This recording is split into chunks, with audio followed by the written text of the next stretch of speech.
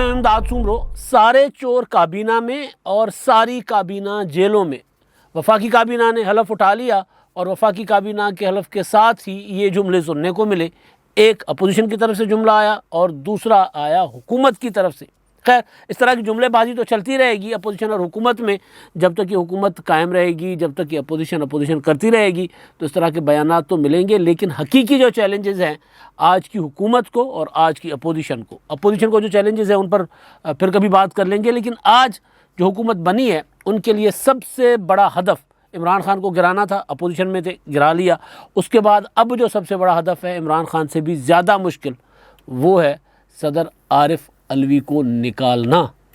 आरिफ अलवी बैठे हुए हैं ऐवान सदर में और परेशान करते रहेंगे। गवर्नर पंजाब, 4 दिनों के गवर्नर पंजाब हैं, 4 दिन पीछे रह गए, अपना गुजर चुके, 4 दिन उनके बाकी हैं, लेकिन वो नई हुकूमत को बनने नहीं दे रहे पंजाब में। तो ये और असल जो चैलेंजेस हैं वो हैं आइनी ओहदों पर अपने अपने बंदे लाना। कौमी असेंबली का स्पीकर, कौमी असेंबली का डिप्टी स्पीकर इमरान खान साहब ने वहाँ पर तो खुला मैदान दे दिया कि जी रिज़ाइन करवा के अपने लोगों को ले गए, वहाँ पर स्पीकर आ गए, डिप्टी स्पीकर भी आ जाएंगे। लेकिन असल जो है उससे बड़ा अब चैलेंज है सेनेट का चेयरमैन और उससे भी बड़ा सदर। तो पहले तो आज जो काबीना का हलफ हुआ है उसमें तकरीबन जो हर जमात को नुमाइंदगी दी गई है, लेकिन जहाँ मामला आके फंसा है, जहाँ आके रुका है, वो है Mohsin Dawar, NDM national democratic movement. उनका इशू है, वो उनको वजारत नहीं दी गई। पीपल्स पार्टी चाह रही थी कि उनको भी वजारत दी जाए, उनको भी शामिल किया जाए, ताकि वो जो गद्दारी खेल रहे थे ना, कम से कम उनको ये बता दिया जाए कि जी ये लोग गद्दार नहीं हैं, ये आइन के तहत इंतखाबात लड़कर आए हैं और आइन के साथ वफादारी का हलफ लेते हुए वफाकी काबीना में भी शामिल हो गए हैं। तो कोशिश भी थी और ख्वाहिश भी थी बिलावल भुट्टो जरदारी साहब की शुरू से कि मोहसिन दावड़ और अली वज़ीर को साथ लेकर चला जाए। बल्कि पिछले दिनों तो किसी आला शख्सियत ने भी एक जगह कहा था कि मोहसिन दावड़ और अली वज़ीर भी गद्दार नहीं है, ये बस गद्दारी की कहानियाँ बंद होनी चाहिए, ख़त्म होनी चाहिए। जहाँ से इल्ज़ामात आ रहे थे वहाँ की शख्सियत की मैं बात कर रहा हूँ। तो बहरहाल वफाकी काबीना में 12 वज़ीर मुस्लिम लीग नून के आज जो हलफ हुआ है, 14 होने हैं, 12 हो गए। शायद खाकान अब्बासी साहब ने हलफ नहीं लिया। 9 वज़ीर जो हैं वो पीपल्स पार्टी के उन्होंने हलफ उठाया। बिलावल भुट्टो ने और मुस्तफ़ा नवाज़ खोखर ने हलफ नहीं उठाया। बिलावल भुट्टो के हलफ ना उठाने की वजह मैं आपको बताता हूँ, बड़ी एक दिलचस्प वजह है।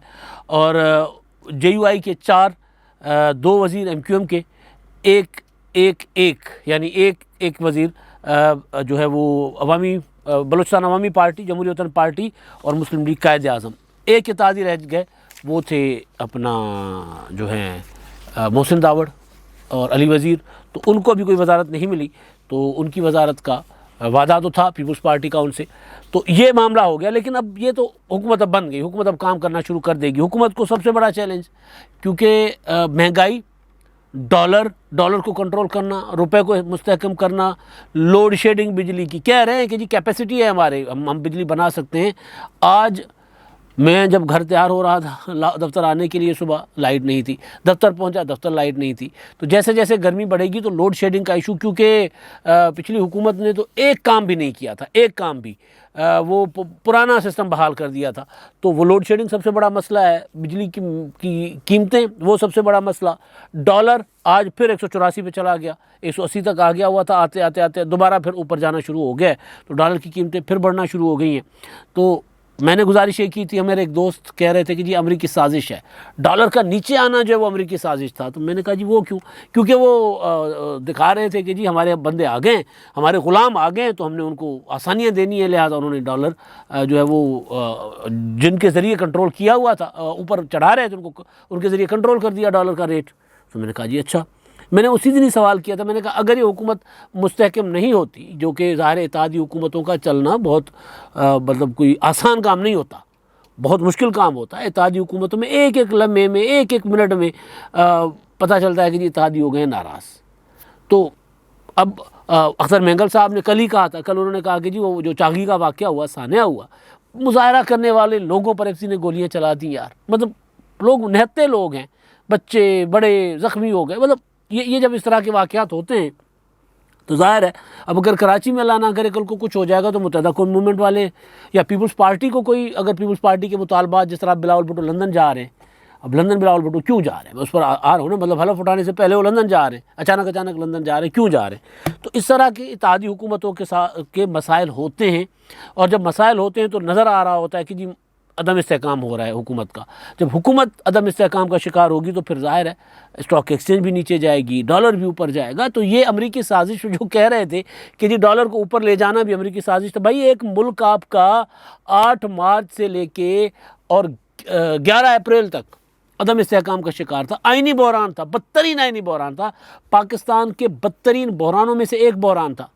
आज भी मुल्क का सबसे बड़ा सूबा बहरान का शिकार है, हुकूमत नहीं है। वज़ीर आला मुंतखब हो चुके हुए हैं, वो कह रहे हम नहीं मानते जी, गवर्नर साहब कहते मैं मानता ही नहीं हूँ। तो जब बहरान होंगे तो जाहिर है वो डॉलर तो फिर मार्केट तो गिरेगी और डॉलर तो ऊपर जाएगा। यहाँ पर अगर किसी ने अमरीकी साजिश ढूंढनी है तो ढूंढते रहे अपनी तस्कीन के लिए।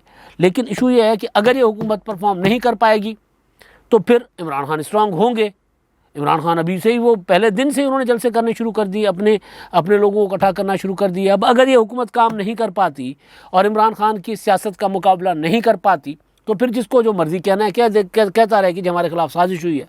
साजिशें इंतखाबात में जिस तरह RTS बिठाए जाते हैं वो एक और कहानी होती है, लेकिन अगर हुकूमत मौजूद है अपने वजूद के साथ और वो काम नहीं कर पा रही और उसके ख़िलाफ़ राय अमा अगर होती है और अगर वो अपनी मेजॉरिटी ऐवान में नहीं साबित कर पाती तो फिर वो साजिश अगर कोई ढूंढता है तो ढूंढता रहे। तो बहरहाल तो अब जो अगले जो चैलेंजेस हैं इस हुकूमत के लिए वो बड़े बड़े संगीन हैं।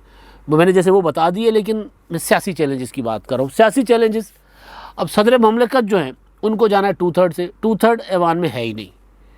अब उसका बंदोबस्त करने के लिए लगे हुए हैं कि जी किसी तरह ये जो PTI के अरकान जिन्होंने रिज़ाइन कर लिए हैं, इसमें 30, 40, 50 लोग जो हैं वो तोड़कर उनके रिज़ाइन उनको कुछ ना कुछ दें और उनको कहें आप अपने रिज़ाइन जो है वो वापस ले लें। और स्पीकर उनको बुलाएंगे, फर्दर वो कहेंगे हमने रिज़ाइन नहीं किया, तो वो रिज़ाइन नहीं होंगे। तो इस तरह ये होगा कि 2/3 आ जाएगी ऐवान में, और फिर 2/3 आ जाएगी तो फिर सदर के ख़िलाफ़ मुआवजा होगा, फिर सदर को घर भेज दिया जाएगा। वरना ये होगा कि सदर साहब ने हर दूसरे दिन कोई ना कोई परेशानी दिए रखनी है, हर दूसरे दिन। फ़र्ज़ कर लें कि अख्तर जान मेंगल साहब ने कहा कि जी मैं हुकूमत में इसलिए नहीं आया था कि हमारे लोगों पर गोलियां चलाई जाएं। अब इससे तासुर ये जा रहा है कि अख्तर जान मेंगल साहब जो हैं वो हुकूमत के साथ, शहबाज शरीफ साहब के साथ नहीं, उदम एतमाद कर रहे हैं। और टोटल 174 अरकान या 176 अरकान का वोट, 74 का वोट हुआ था ना, 174 अरकान ने वोट दिया था जी टोटल। अब मतलब 174 अरकान यानी 2 वोटों से खड़ी हुकूमत जो है उसको सदर ममलकत अगर कह दें कि जी एतमाद का वोट लें, तो एतमाद का वोट लेने के लिए सारे काम काज छोड़ के इत्तेहादियों को मनाते फिरेंगे शहबाज शरीफ साहब। तो जो सबसे बड़ा चैलेंज है वो है सदर का मुआवजा, और सदर के मुआवजे के लिए भी बड़ा चैलेंज है कि कौमी असम्बली का 2/3 मेंटेन करना, वो नहीं है। या फिर ये जो अपना जितने भी लोग रिज़ाइन कर रहे हैं फौरी तौर पर उनका रिज़ाइन एक्सेप्ट करके 30-40 हल्कों में इंतखाबात करवा दें। अब 30-40 हल्कों में इंतखाबात की तरफ जाएगी हुकूमत तो फिर पीछे काम क्या करेगी। तो चैलेंजेस बहुत बड़े हैं।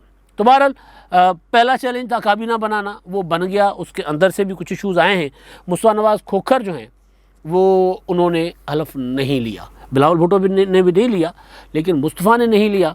तो मुस्तफ़ा नवाज़ खोखर ने हलफ क्यों नहीं लिया उस पर मैं बताता हूँ, और बिलावल भुट्टो वाला मामला उस पर मैं आगे आता हूँ। और फिर वो जो जेल, काबीना जेल में और चोर जो है वो काबीना में, ये जो जुमला आया ना उस पर। और आ गई है बराह रास्त धमकी आ गई है, इमरान खान को जेल भेजने का बाज़ाब्ता सरकारी ऐलान आ चुका हुआ है, सरकारी ऐलान। उस पर मैं आता हूँ। मुस्तफ़ा नवाज़ खोखर साहब ने उनको वज़ीर ममलकत बराए कानून और इंसाफ का कलमदान दिया गया था। जो नोटिफिकेशन रात गए हुआ तो उन्होंने सुबह हलफ उठाने से इनकार कर दिया और उन्होंने कह दिया कि मैं नहीं जा रहा। फिर उनका एक बयान भी आया, फिर मेरी भी कुछ ज़राए से बात हुई कि मुस्तफ़ा क्या चाहते हैं। तो बहरहाल वो ये था कि उन्होंने इनकार कर दिया है। वो कह रहे कि जी मैं ऐसे खुश हूँ, मैंने हलफ नहीं लेना, मैं हुकूमत के साथ हूँ, पार्टी के साथ हूँ, मैं पार्टी की जो इंतखाबी सियासत है उसकी तरफ अपने आप को फोकस करना चाह रहा हूँ, लिहाजा मैं हलफ नहीं लूँगा। लेकिन नाराज़ है, ये पता चला है कि वो नाराज़ है। मतलब नाराज़, उनका जो बयान है, वो जो उसकी ज़बान है वो बता रही है कि मुस्तफ़ा नवाज़ खोखर साहब ने कहा कि जी मैं बतौर वज़ीर ममलकत काम नहीं कर सकता, हलफ नहीं लेना चाहता वज़ीर ममलकत। यानी वो तवक्को कर रहे थे मुकम्मल वजारत का। लेकिन अब मेरे सोर्सेज कह रहे हैं कि जी वो अगर उनको वफाकी वजारत दी भी जाएगी तो वो भी नहीं लेंगे।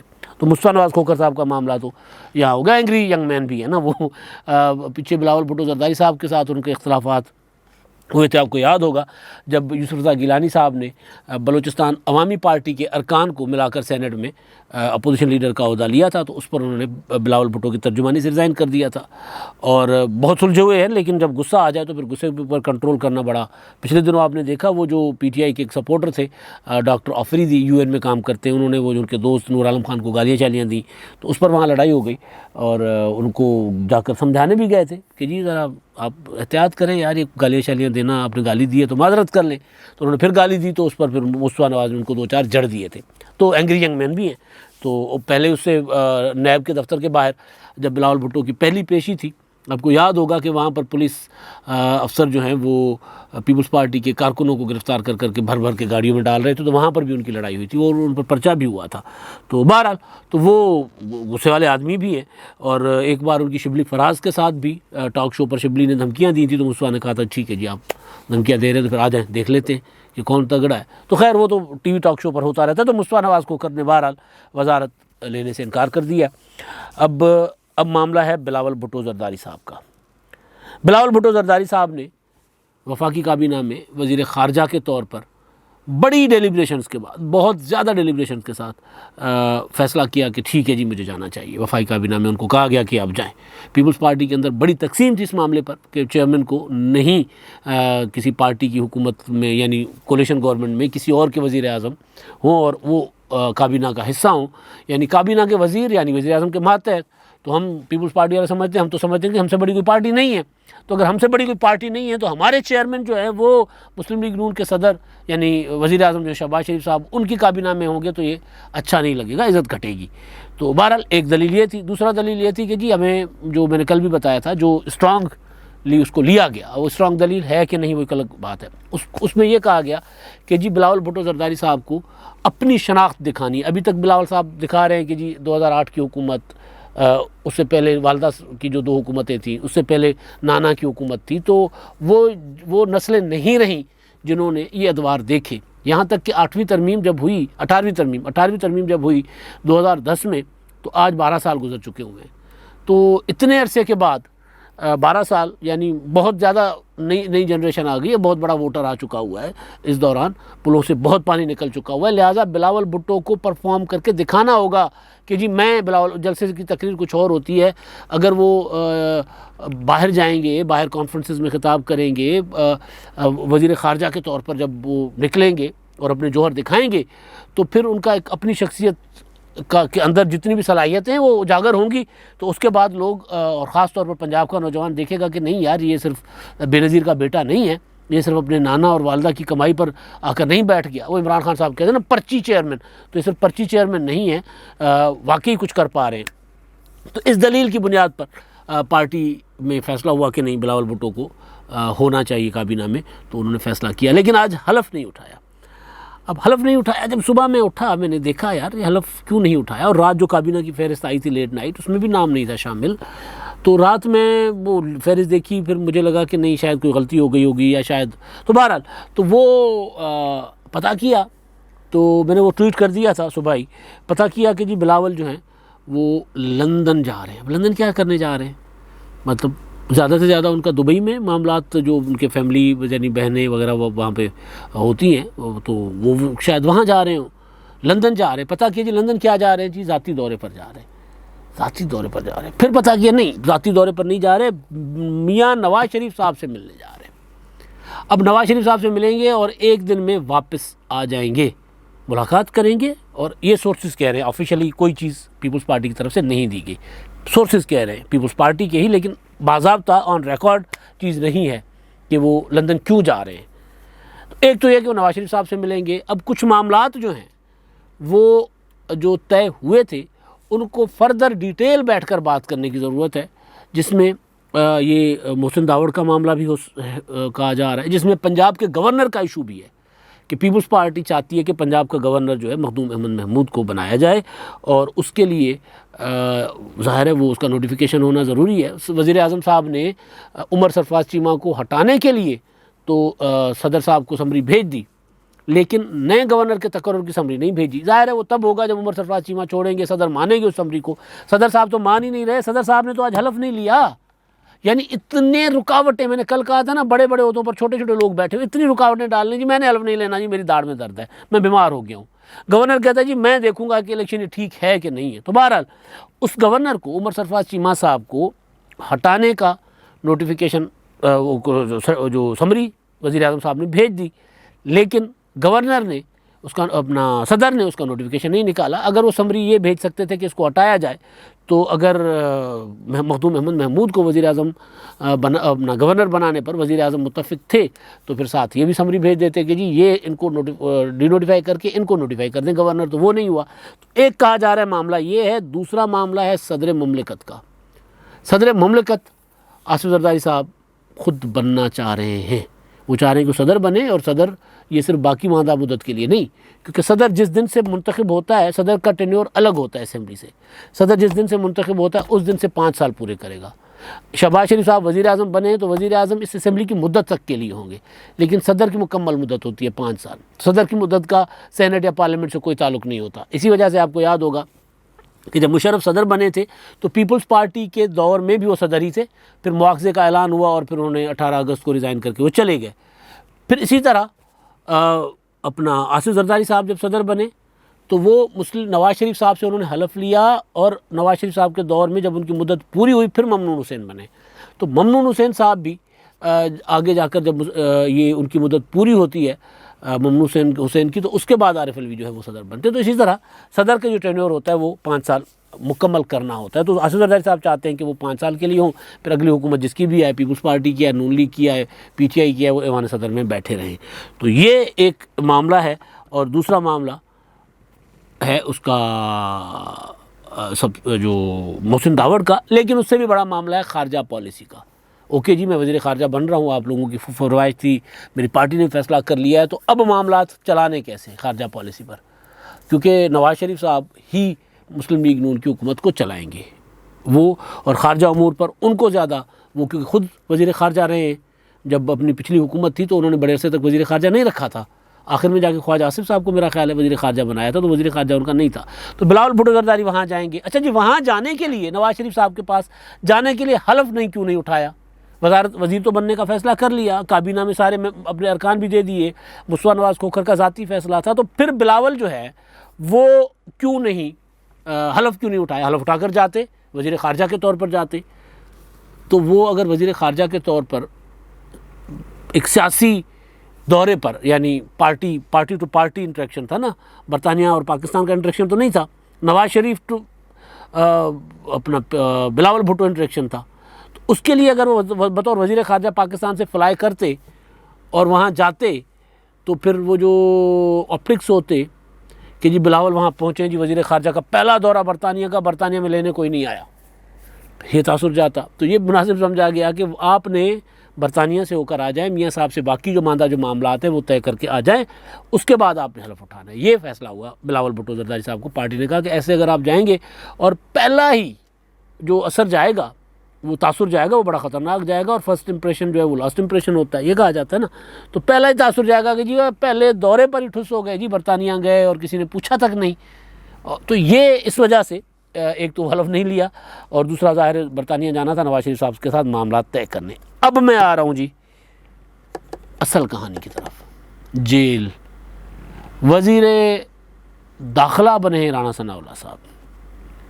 राणा जैसे ही वफाकी काबीना ने हलफ उठाया तो साबिक वज़ीर इत्तलात फवाद चौधरी साहब जो हैं, वो आज मॉडलिंग भी कर रहे थे। फवाद चौधरी साहब, वो बड़ी दिलचस्प उन्होंने तस्वीर शेयर की थी अपनी, उस पर नासिर हुसैन शाह साहब ने कहा कि जी फवाद भाई वज़न कम हो गया आपका, यानी हुकूमत से निकले क्या तो वज़न कम हो गया। तो उन्होंने एक तस्वीर शेयर की थी एब्सोल्युटली नॉट वाली, और एब्सोल्युटली नॉट की कहानी तो सब समझ आ गई ना कि जी इमरान खान साहब ने एब्सोल्युटली नॉट कहा है अमेरिका को, मगर सिकंदर सुल्तान राजा को तैनात करने के लिए एब्सोल्युटली नॉट नहीं कह सके थे। इमरान खान साहब ने एब्सोल्युटली नॉट कहा है अमेरिका को, मगर काजी फ़ायज़ ईसा साहब के ख़िलाफ़ रेफरेंस दायर करने वालों को एब्सोल्युटली नॉट नहीं कह सके। कितना बड़ा मजाक है ये वैसे। तो खैर एब्सोल्युटली नॉट की शर्ट फवाद चौधरी साहब ने पहनी थी तो उस पर उन्होंने कहा था नासिर शाह की वज़न कम हो गया। लेकिन अब मैं आता हूँ फवाद चौधरी साहब का जो पहला रद्द अमल था, बड़ा दिलचस्प, जुमलेबाजी बड़ी अच्छी होती है फवाद चौधरी साहब की। कहते जी काबीना का जो नाम है ना, पढ़े ये चूचू का मुरब्बा काबीना है और नाम देखें तो ऐसे लगता है जैसे सेंट्रल जेल की हाज़िरी का रजिस्टर है। ये तो फवाद चौधरी साहब ने कहा, यानी ये सारे जो हैं कहा जा रहा था ना कि जी सारी की सारी काबीना ज़मानतों पर है। अब ये दलील भी अजीब है कि सारी की सारी काबीना ज़मानतों पर है। इमरान खान साहब जब वज़ीर आज़म बनने जा रहे थे, शाह महमूद कुरैशी साहब और पता नहीं कितने वो PTV हमला केस में और असद आरिफ अलवी सारे के सारे ना सिर्फ ज़मानतों पर थे बल्कि मफरूर भी थे शायद। तो बहरहाल अब राणा सनावला जिनका डर है पूरा का पूरा PTI को, डर बाकायदा टेरर जिसका होता है ना, वो है कि ये आगे तो पता नहीं क्या कर लेंगे। तो राणा सनावला साहब ने साबित किया कि उनका डर ठीक था। नहीं करना चाहिए, जेलों में किसी को नहीं डालना चाहिए जब तक किसी के खिलाफ कोई सबूत नहीं है, जब तक प्रॉपर तहकीकात नहीं होती, जब तक कानूनी तकाजे पूरे नहीं होते, किसी को जेल में नहीं डालना चाहिए। अगर जेल में डालेगी ये हुकूमत जिस तरह इमरान खान साहब ने किया था, ये भी उसी तरह करेगी तो फिर ये भी उसी तरह नाकाम होगी जिस तरह इमरान खान साहब हुई थी, बल्कि उससे इमरान खान की हुकूमत हुई थी, बल्कि उससे ज़्यादा बदतरीन तरीके से। राणा सनावला साहब ने जो हलफ लेने के बाद पहले स्टेटमेंट जारी किया है वो ये है कि अब सेंट्रल जेल की हाज़िरी रजिस्टर का सफ़ा पलट चुका है। राणा सनावला उन्होंने जवाब दिया ना फवाद चौधरी को, अब सेंट्रल जेल के हाज़िरी रजिस्टर का सफ़ा पलट चुका है। मुजरिम 4 साल मुल्क पर मुसल्लत और बेगुनाह जेलों में रहे। अल्लाह ताला ने अपने करम से बेगुनाहों को इज़्ज़त दी और सुरखरू किया। अल्लाह ताला का शुक्र अदा करते हुए कहता हूँ व तो इज़्ज़ मंतशा व तो ज़िल्ल मंतशा। आगे कहते हैं अल्लाह ताला ने अपनी कुदरत का नज़ारा आज अवाम को दिखाया। दूसरों को रुस्वा करने की कोशिश करने वाले खुद ख्वार हुए। अब आइन शिकन और घड़ी चोर जेलों में जाएंगे। ये वज़ीर दाखिला का पहला बाज़ाब्ता बयान है कि जी जेलों में जाएंगे। साबिक यानी जो साबिक काबीना थी वो जेलों में जाएगी। साबिक वज़ीर इत्तलात कह रहे हैं कि जी चोर जो हैं वो काबीना में आ गए, और आज के वज़ीर दाखिला जो हैं वो ये कह रहे हैं कि जो साबिक काबीना थी वो जेलों में जाएगी। अब तक के लिए इतना ही। अल्लाह हाफ़िज़।